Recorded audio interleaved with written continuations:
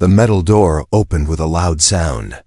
Two tall Zetherian guards entered the dark cell. Their green, scaly skin reflected the red lights of the prison corridor. One of them growled, "Time to fight, human." In the corner of the cell sat Alex. Mercer, a young man from Earth. His clothes were torn, his hands dirty, but his eyes were sharp. He looked up slowly. "Already?" The guards laughed. "The Queen wants a show. She says you single quotes entertainment." They grabbed Alex by the arms and pulled him out. He didn't resist. He just smiled a little. Alex was a mechanic, not a soldier. He fixed engines, cleaned pipes, and knew how to make things work using old parts. But when the Zetherians attacked Earth and captured thousands, Alex ended up in this alien prison ship. Zetherians loved watching fights. They threw prisoners into the arena to battle for fun. Strong aliens from other worlds were chosen as champions. But Alex? He was chosen as a joke. The arena was filled with noise. Aliens from many planets cheered, roared, and laughed. In the royal box above, Queen Zarela, the Zetherian ruler, sat on her throne made of bones and steel. She wore a crown of dark crystals. Her eyes were cold. "Bring out the human." She shouted. The crowd booed as Alex stepped into the arena. He looked small, weak, and confused. His weapon? Just a small, sharp piece of metal, more like a broken knife than a real blade. The Queen laughed. "Is that a blade or a toothpick?" The crowd joined her in laughter, but Alex didn't laugh. He looked at the Queen, then at his opponent, a huge alien beast with 4 arms and sharp tusks. It roared and charged at him. Alex didn't run. He waited. At the last second, he rolled to the side, avoiding the attack. The alien stumbled, confused. Alex picked up a small rock from the ground and threw it at the alien's eye. It screamed. Then Alex jumped on its back and used his tiny blade to stab the weak spot behind its neck. 1 stab. 2. 3. The alien dropped to its knees. Then it fell flat on the ground, not moving. Silence. The arena went quiet. The Queen stood up. Her smile was gone. Alex stood over the beast's body. He wiped his blade on his shirt. Then slowly, he looked up at the Queen again. "I guess it was sharp enough," he said. Flashback. 1 day earlier. In his cell, Alex had found a broken pipe, a piece of glass, and some wire. He carefully shaped them into a small weapon, not perfect, but sharp. He also remembered a weak point in that alien species' anatomy. He had seen it in a poster on the prison wall. He had planned his move. He didn't need strength. He needed timing. Back to the present. The guards dragged the alien body away. Alex walked back to the exit, head held high. The crowd began to cheer, confused, but impressed. Zetherian soldiers looked at each other. Did he just win? Queen Zarela sat back down, her eyes still on Alex. She was no longer smiling. She spoke softly, but the microphone made her voice loud. "Bring him back tomorrow," she said. "Let's see how long he survives." Back in his cell, Alex sat down again. He touched the small blade, now hidden in his shoe. He looked at the wall, rough metal, rusty in some parts. "I wasn't supposed to win," he whispered to himself. He smiled, "But I did." Asterisk, the first drop of blood changed everything. It wasn't loud. It wasn't even a scream, just a sharp sound like metal scratching stone, followed by silence. And then, the blood, thick, dark, alien. It spilled across the sand of the arena floor, and the crowd leaned forward. The human had struck again. The next day, the crowd was bigger, louder, curious. They had come to watch the human die, but secretly, they wondered, could he win again? Alex Mercer stood in the center of the arena, under the twin suns of the Zetherian prison world. His shirt was torn at the shoulder. His face was calm. He held no sword, no shield.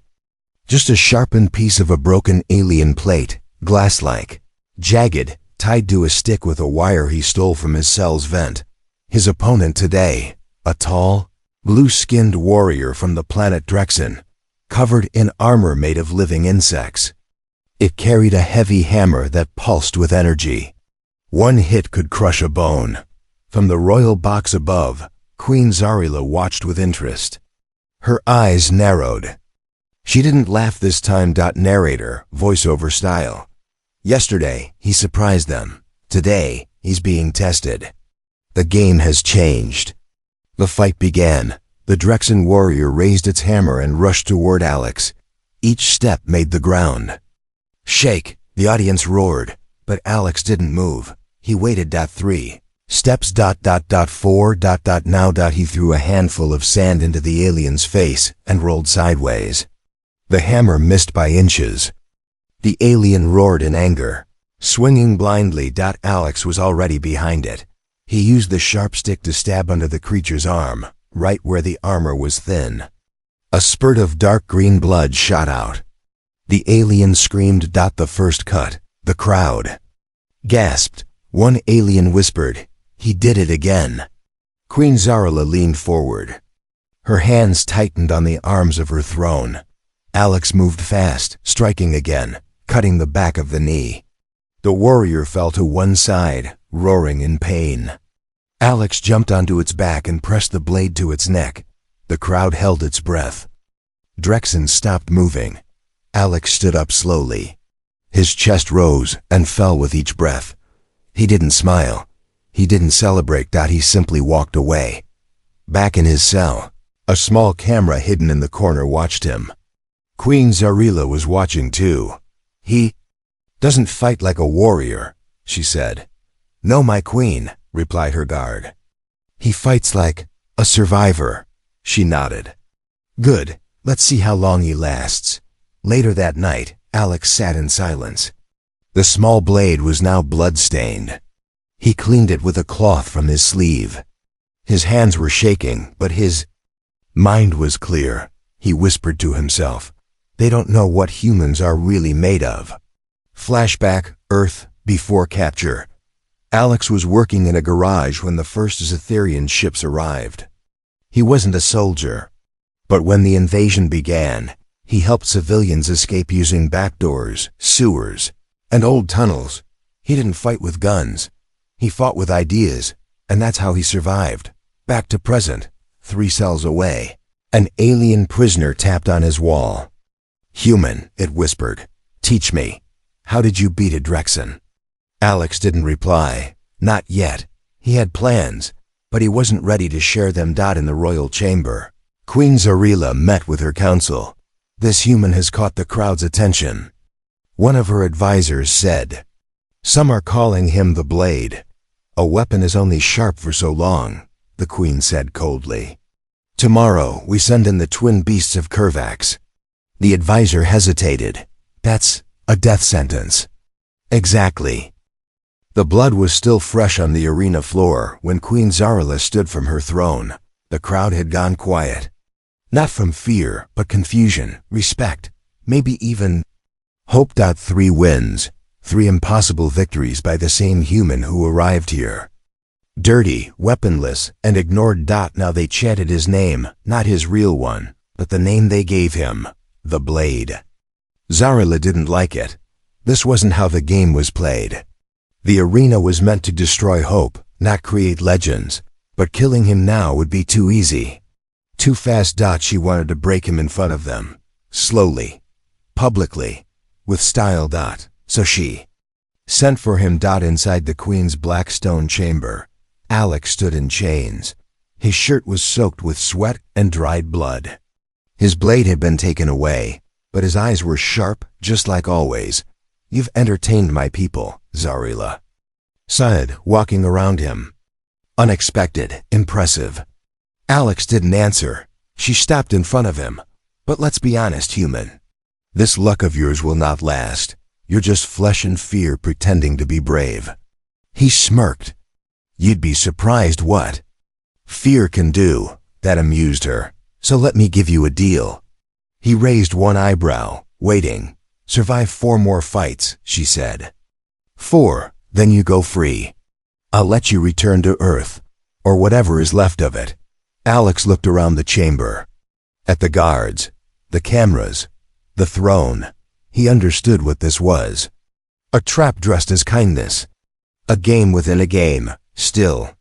He nodded. Deal. The Queen smiled. Good. You'll fight tomorrow. 2 beasts, 1 fight. He didn't flinch. Fine. You'll have no weapon, she added. He finally looked nervous. Just for a second. Then the smirk returned. Then I'll have to make one. That made her laugh. We'll see how long that attitude lasts. He was taken back to his cell, but he wasn't thinking about tomorrow's fight. He was thinking about the guards' armor, the way their boots clicked, the way the cameras blinked once every few seconds. He was watching, learning, not just how to fight, how to win. Later that night, he removed the thin thread from the inside of his shirt collar. He bent it, twisted it, and tied it with the tiny gear he stole earlier from the arena gate lock. A trap? A distraction? Maybe both. Time would tell. In the cell next to him, a prisoner called out, "You're going to die tomorrow, human. The twin beasts of Curvax are huge. You can't kill them with fists." Alex didn't reply. He was too busy making a blade out of broken bone from his last meal. One guard walked by, noticed the silence. Getting scared, Blade? He laughed. Alex looked up and gave a quiet reply. No, I'm just getting ready. Up in the Queen's tower, her assistant watched the screen with growing discomfort. You gave him a chance, she whispered. Zarila sipped her glowing drink. I gave him a stage. And if he wins again? The Queen smiled coldly. Then we raise the stakes, higher and higher. Until the fall. But she didn't know. Alex was planning something too. He wasn't trying to survive the next 4 fights. He was planning to use them. Each one was a message. Each one a warning. To her. To the Zytherian. To the galaxy. Earth was not weak. Humans were not prey. They were just getting started. Asterisk. It started with a whisper, not a roar, not a scream. Just a single name, spoken softly through metal bars and echoing stone walls. Blade. Then another voice from a different cell. Louder this time, Blade. Soon dozens. Then hundreds. Across levels, languages, species, the name repeated. A name that meant nothing a week ago. Now it was the sound of hope. In the lower decks of the Zytherian prison hive, prisoners began to sit closer to the edge of their cells. They talked in codes, drew maps in the dirt, traded scraps like gold. Something had changed, because Alex Mercer was still alive. Not just alive, undefeated. They saw him do the impossible. And each time he walked out of the arena, bruised and bloodied, but breathing, something inside them stirred.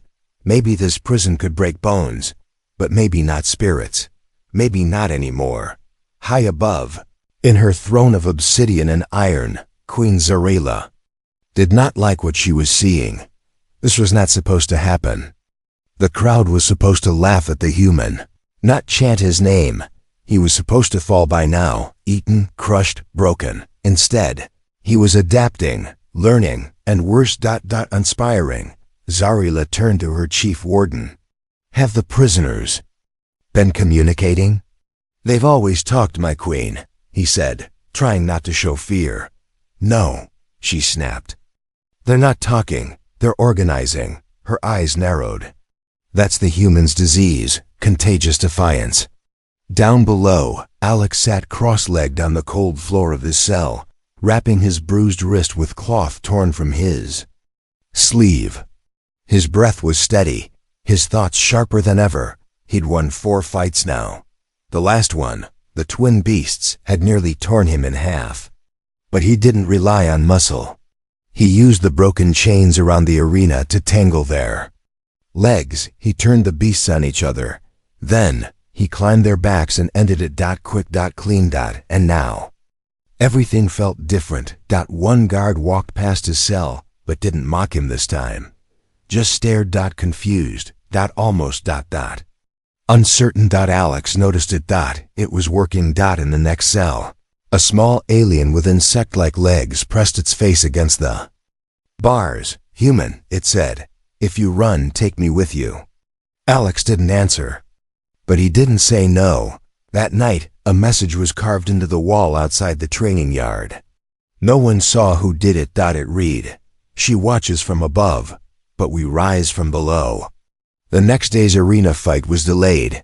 The Queen demanded heavier security, bigger guards, shorter chains, but none of that stopped the crowd from cheering louder than ever when Alex entered the arena again. He didn't raise a fist, didn't wave. He just stood tall, chest still bruised, hands still bandaged. The gates opened. Another champion was sent in. This one smarter, a mind reader from the planet Vesker. But Alex didn't fight with rage. He fought with silence. He cleared his thoughts, said nothing, focused only on the rhythm of his breath. When the Vesker tried to read his mind, it found nothing. Then Alex struck low, fast, quiet. The fight was over in minutes. The arena was silent again, and then the chant began. Blade, blade. Queen Zarala turned away from the screen. "This is no longer entertainment," she muttered. "It's rebellion." She didn't see the flicker in the security feed. A short, broken signal. A glitch. Or maybe a message. Because deep inside the prison, under the walls, behind the power cores, through forgotten tunnels, prisoners were meeting. Not for revenge, not for escape, for a cause. And the one leading them wasn't shouting orders or making speeches. He was carving weapons out of spoons, drawing maps with chalk dust, and waiting for the perfect moment. Alex Mercer was not trying to survive anymore. He was trying to start something. The arena floor was bleeding. Not blood. Not this time. It was something else. Something older. Black liquid dripping slowly through the cracks in the stone, where Alex had slammed the Veskar's head just minutes ago. No one noticed it but him. And when the guards dragged him back to his cell, when the crowd roared and the Queen stared with cold eyes, Alex couldn't stop thinking about it. It wasn't the blood that haunted him. It was the sound beneath the floor. A low hum. Mechanical. Familiar. He'd heard it before. Back on Earth. Years ago. In the old scrapyard. Behind the mountain base, where they found the ancient wreckage of something that didn't belong on Earth at all. Alex couldn't sleep that night. Not because of pain, not fear, but the hum. He waited until the guard rotation changed. Then he made his move. A loose pipe in the back of his cell. A weak bolt. A sharp edge. He'd been working on it for days. He slipped through the wall like a shadow. No alarms. Not yet. The tunnels were narrow, ancient, covered in dust and mold. This part of the prison hadn't been used in years. Maybe decades. Maybe never officially. It didn't matter. He followed the hum. Step by step, deeper into the dark, until he found the door. It wasn't ZYTHERIN. It was older. Human. The letters were faded, scratched by time, but he could still read them. Project Helix, Earth Command. His heart stopped. This wasn't a prison anymore. This was a tomb. And someone had buried a secret down here. The door hissed open with a broken gasp. Inside, silence, blinking lights, and dust-covered consoles. Screens glowed weakly. A dead body slumped over a terminal. A human in a cracked suit with Earth's military patch. Alex moved slowly, touching the wall like it might vanish. There was a pod in the center of the room. Not a prisoner. Pod. A drop pod. Designed for planetary invasion. But this one never launched. Next to it, a crate, locked but rusted. He cracked it open with the stolen bone shard from his last fight. Inside, weapons. Old, but deadly. A plasma blade, EMP darts, a wrist gauntlet for shield. Projection. Earth tech. Real tech. His hands trembled. Who brought this here? Why was it under the arena? Was this a backup plan? A hidden base? A forgotten soldier? He didn't know, but he knew what to do with it. Alex took the blade and strapped it to his back, the gauntlet to his wrist. He didn't smile, he just nodded. He was ready now, not for the next fight, for the last one. Back in her tower, Queen Zarila stared at the monitors. She didn't see him slip into the shadows. Not yet, but something felt off. The human's file blinked red for a moment. Glitched. Then gone. She sipped her wine slower. Down in the cells. The other prisoners noticed too. The guards weren't smiling anymore. And Alex's cell was empty. They didn't cheer. They waited. Because something was changing. The air felt different. Like the quiet before a storm. And in the dark beneath the arena, Alex stood in silence, surrounded by the ghosts of old Earth warriors, holding weapons not seen in 100 years. He wasn't a fighter. He wasn't a hero. He was a spark, and tomorrow he was going to set the hive on fire. Asterisk, it didn't begin with an announcement. There were no trumpets, no fanfare, no roaring crowds. Just silence. Uncomfortable, heavy, strange. The kind of silence that makes predators pause and pray, feel brave. Mercer walked into the arena like a ghost walking through his own grave. No guards dragged him this time. No chains. No laughter from the towers. He walked in by choice, and he wasn't empty-handed anymore. Strapped to his arm was a half-century-old Earth gauntlet, pulsing with blue light. On his back, the plasma blade he found beneath the arena. And in his eyes, a look the queen had never seen before. Purpose. Queen Zarila stood from her throne, furious.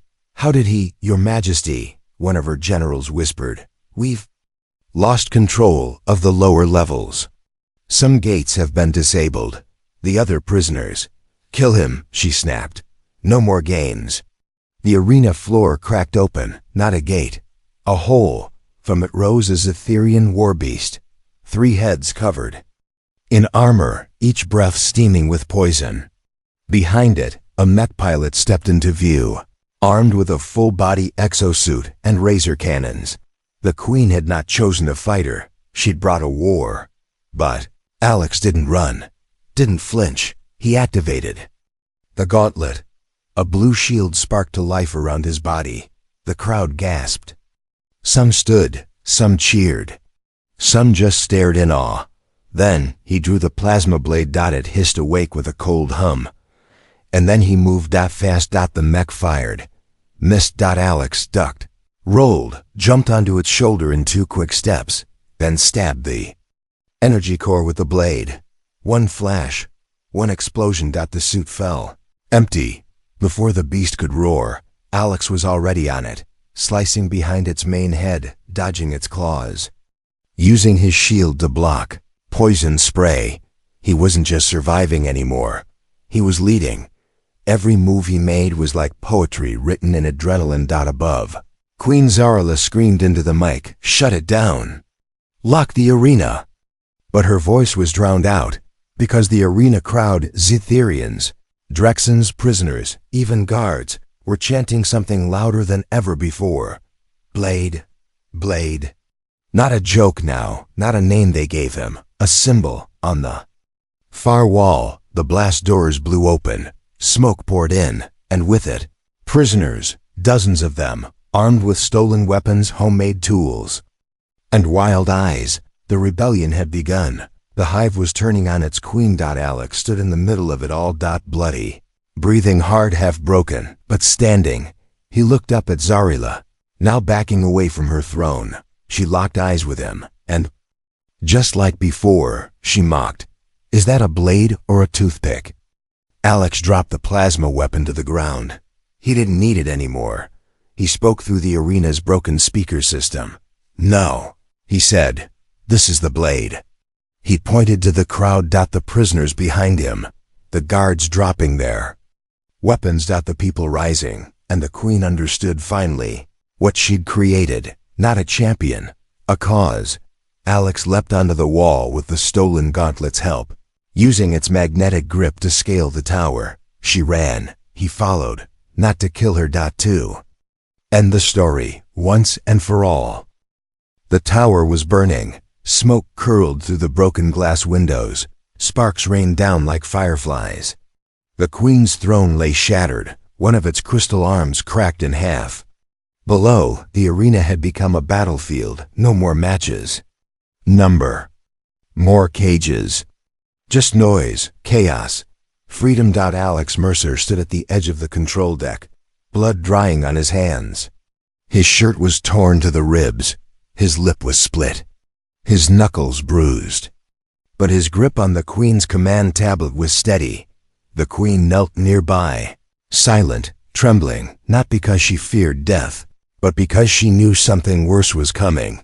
They weren't watching her anymore. They were watching him, across the galaxy. Millions were tuned in. Prison stations, smuggler ships, pirate feeds, bounty hubs, even official military channels. Zetherian tech had failed to stop the broadcast. Because Earth code had taken over. A final screen flickered to life. Above the Queen's throne, a human face appeared. Gray suit. Clean cut. Calm eyes. Earth command. "Greetings," the man said, his voice steady. "We received your message." Alex didn't blink. He didn't speak. He just stared. The message continued. "To Queen Zarela and the Zetherian Empire, you took one of ours." The Queen looked up now, swallowing hard. "You made a mistake." On screen, the Earth commander leaned forward slightly. "You see, we don't send warriors first. We send workers, engineers, builders, people who listen and learn, a beat. And if one of them causes this much trouble." Alex raised the tablet and turned the camera to the arena, the broken cages, the freed prisoners, the guards now kneeling. "Imagine what happens when we send 10. The screen cut to black. Silence again, but not the kind filled with fear, the kind filled with decision. All over the prison hive, the remaining guards dropped their weapons. Prisoners walked free, some ran. Some just looked at the stars for the first time in years. The Queen said nothing. There was nothing left to say. Alex turned away from her. He walked through the smoke and broken metal until he stood at the hangar doors. One of the ships had been reactivated, patched together by prisoners. Using parts he helped them find. He stepped aboard. No crown. No medal. No title. Just a man.